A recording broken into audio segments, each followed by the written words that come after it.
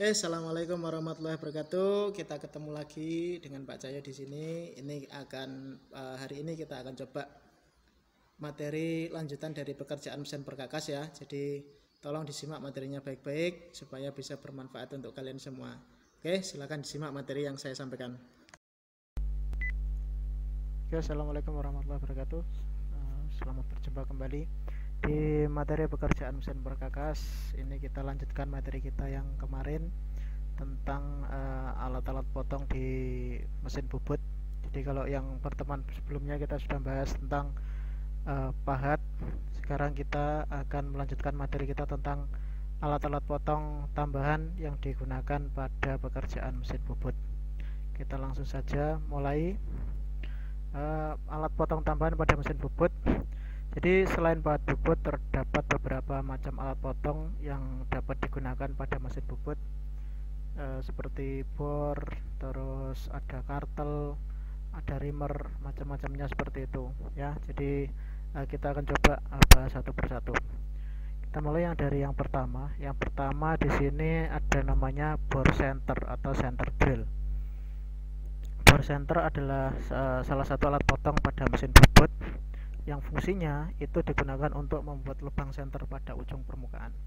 Jadi untuk bagian sisi dari benda kerjanya itu sebelum mengerjakan pekerjaan bubut itu biasanya kita lubangi dulu dengan menggunakan bore center. Ya, bore center ini menurut jenisnya itu dibedakan menjadi 3. Ada bore center yang standar, atau bahasa Inggrisnya adalah standard center drill. Yang kedua ada center 2 mata sayat. Yang ketiga itu ada bore center mata sayat radius. Nah, ini yang pertama. Jadi bore center standar. Bore center standar ini sudutnya memiliki sudut kemiringan untuk ujung potongnya itu adalah 60 derajat. Sehingga hasil lubangnya yang dibuat itu memiliki sudut yang sama dengan sudut mata sayatnya. Ini adalah bentuknya. Jadi bentuk bore centernya itu seperti ini, bentuk bore center ya. Jadi ada 2 sisi potongnya, bisa kita pakai di salah satunya.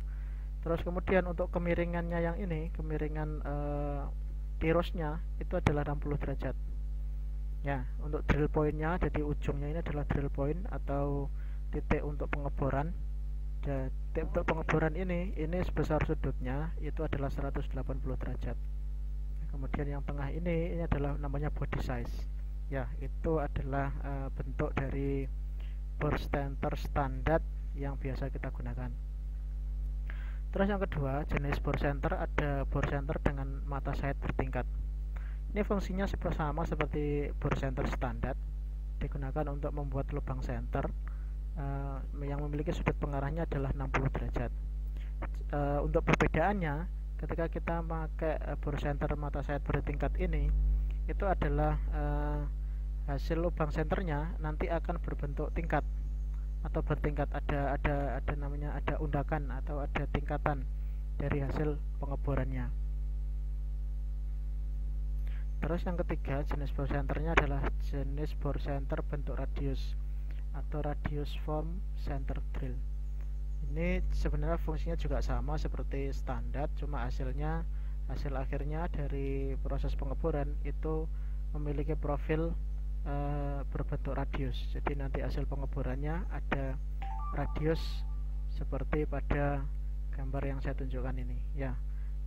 Ini adalah center drill berbentuk radius. Ini adalah jenis center drill yang ketiga.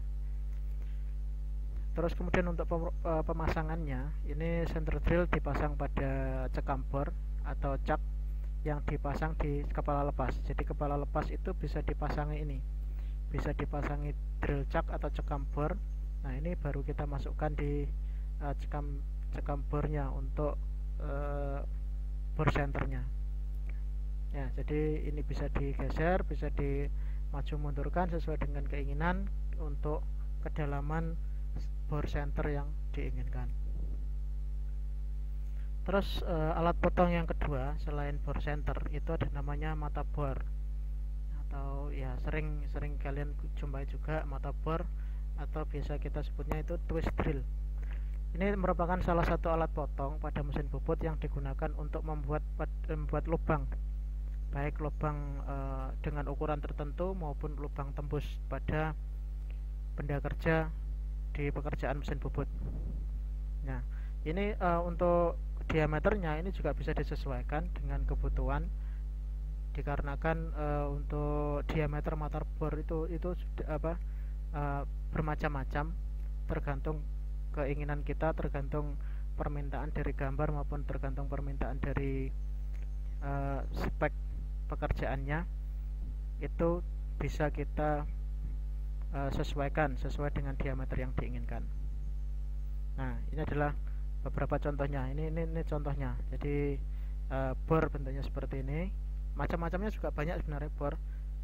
Tapi yang umum ya ada bentuknya seperti ini. Jadi secara umum ini tahulah kalau bor memang bentuknya seperti ini. Untuk pemasangannya ini hampir sama dengan bor center. Jadi kita masukkan di dalam cak drill atau cekam bornya, kemudian kita pasangkan di kepala lepas pada proses pembuatan. Jadi ini bisa diputar untuk memajukan maupun memundurkan dari bor yang sudah kita pasang pada proses pembubutan. Kemudian yang ketiga ada namanya countersink. Countersink itu merupakan alat potong pada mesin bubut yang digunakan untuk membuat chamfer atau membuat kemiringan pada ujung lubang. Jadi biasanya digunakan untuk menumpulkan bagian ujung lubang supaya tidak tajam. Jadi makanya di bor dengan countersink ya, atau dichamperkan dengan countersink sehingga tidak tajam. Selain untuk chamfer untuk menumpulkan itu tadi, ini juga digunakan ketika kita mau membuat lubang untuk membuat lubang untuk awal proses penguliran dalam hal ini. Jadi proses pengetapan, proses tap untuk ulir dalam manual, kita awali dengan lubangnya kita buat terus dengan menggunakan bor countersink itu tadi. Bentuknya seperti ini. Ini ada yang countersink dengan tangkai lurus, ada yang countersink dengan tangkai yang ini miring ya. Countersink ini miring. Jadi dibandingkan dengan ini beda. Ini kalau ini lurus, kalau yang ini miring. Itu adalah untuk countersink, bentuknya seperti ini. Itu macam-macam juga. Ini hanya saya kasih dua contoh saja. Nanti bisa kalian kembangkan sendiri. Countersink itu bentuknya seperti apa saja ya. Kemudian yang keempat ada namanya counterbore.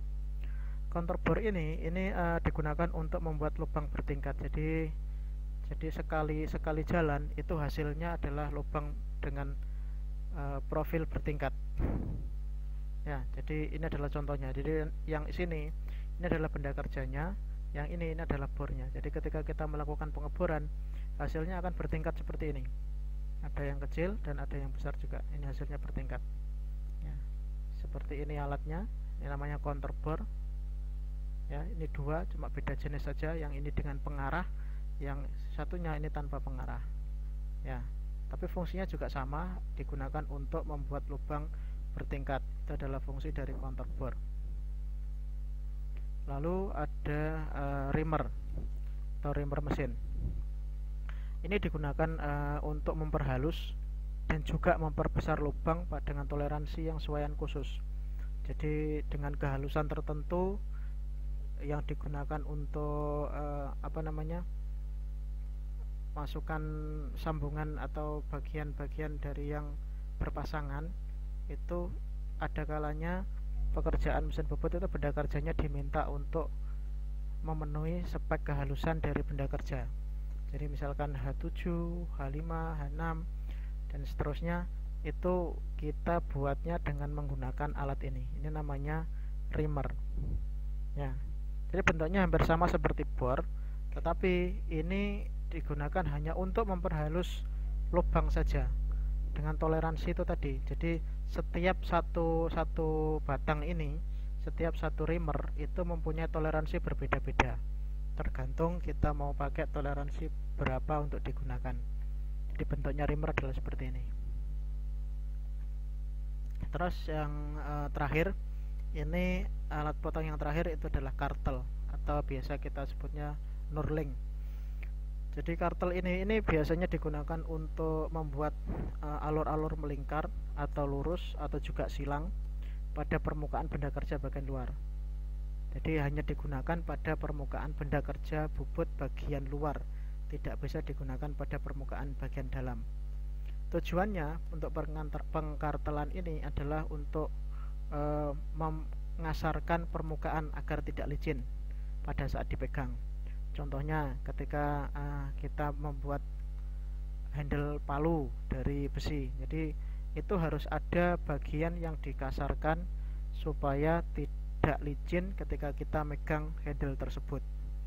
Ya, terus ada lagi di tuas-tuas di mesin bubut atau tuas-tuas mesin yang lain, itu juga ada dikasarkan permukaannya supaya itu tadi tidak terjadi slip atau licin ketika dipegang untuk proses pemakaian di mesinnya. Ini adalah bentuknya, ya. Ini kartel dengan satu gigi, ya, dengan lurus. Ini posisi tetap, jadi bentuknya seperti ini. Terus yang kedua, ini ada kartel giginya lebih dari satu. Jadi ini ada dua, yang ini ada tiga. Ya, ada 3 gigi, ini ada 2 gigi.